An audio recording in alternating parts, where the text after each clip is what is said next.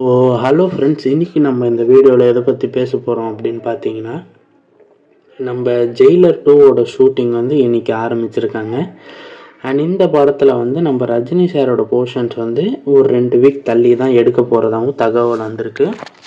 And இந்த படத்தில் வந்து இப்போ ஷூட்டிங் ஸ்டார்ட் பண்ணது யாருக்கு அப்படின்னு பார்த்தீங்கன்னா, நம்ம ரஜினி சார் இல்லாமல் மற்றவங்க எல்லாருக்குமே ஷூட்டிங் ஸ்டார்ட் பண்ண போகிறதா சொல்லியிருக்காங்க.